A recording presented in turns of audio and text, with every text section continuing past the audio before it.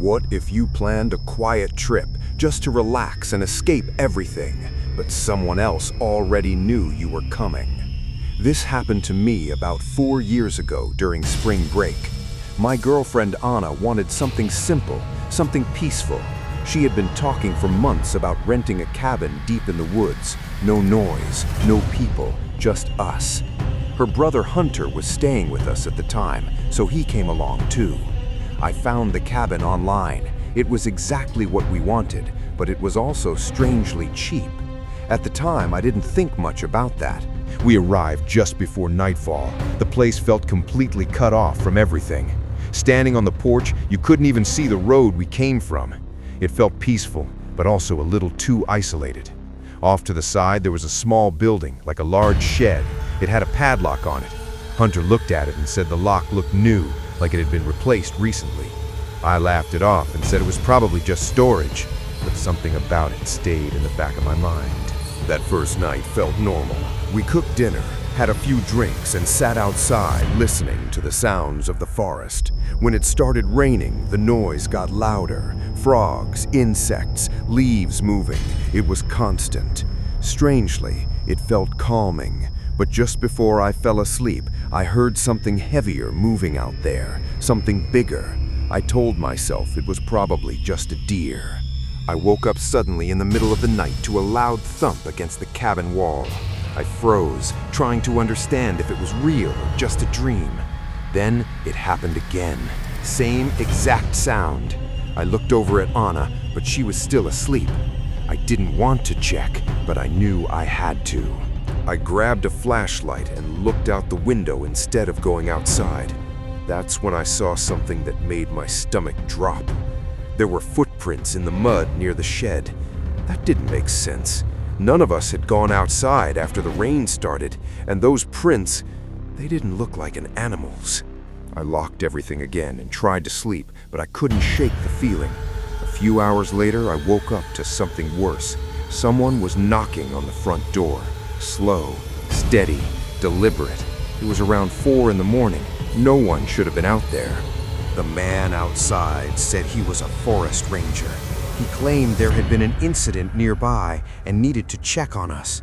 Something felt wrong immediately. I told him we were fine and didn't need help, but he didn't leave. He kept asking questions. Hunter called the police quietly while I kept talking. That's when we found out the truth. No ranger had been sent. The man outside was lying. And then his tone changed. He started yelling, then banging harder, then threatening to break the door down. We grabbed knives from the kitchen and stood there, listening to him move around outside. Then suddenly, a window shattered, glass everywhere. I thought he was coming in. I was ready for it, but he didn't.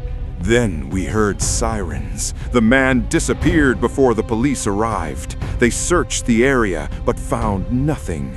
We left as soon as we could, and even now, I still don't understand how he knew we were there. That cabin felt hidden, but somehow we weren't alone.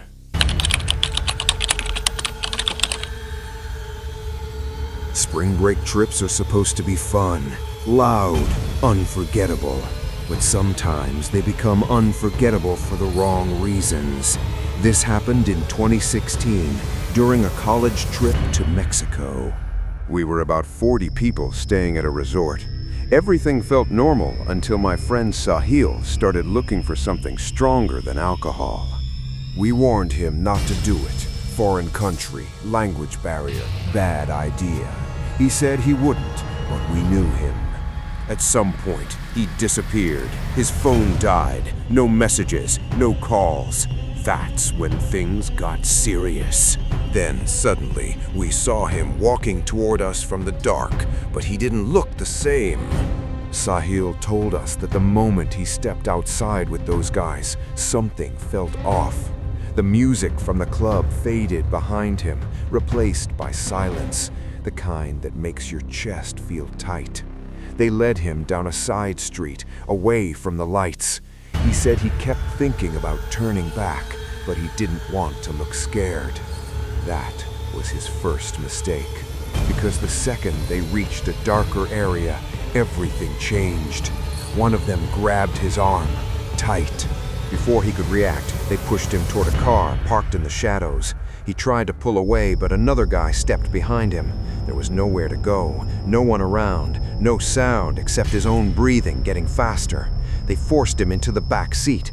The door slammed shut, and just like that, he was gone. Inside the car, it was chaos. They were yelling in a language he barely understood. One of them hit him, hard enough to make his ears ring. They took his phone, his wallet, everything. He said time felt strange in that moment, like it slowed down and sped up at the same time. He didn't know where they were taking him, and that was the scariest part. After what felt like forever, the car finally stopped. They dragged him out and threw him onto the side of an empty road. No buildings, no lights, just darkness stretching in every direction. Before leaving, one of them kicked him again. Then they drove off. Just like that, they were gone, and Sawhill was left alone in a place he didn't even recognize.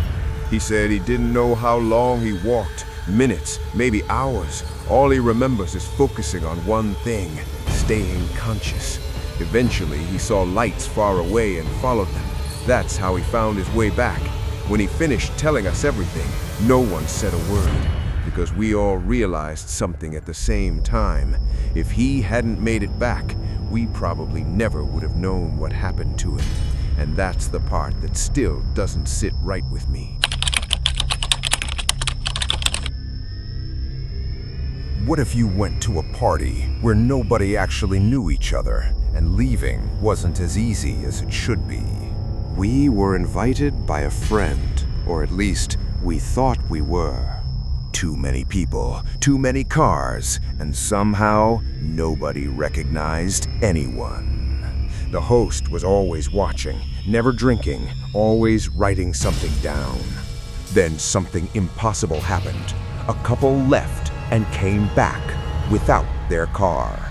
I found their car hidden down the road. That's when I knew something wasn't right.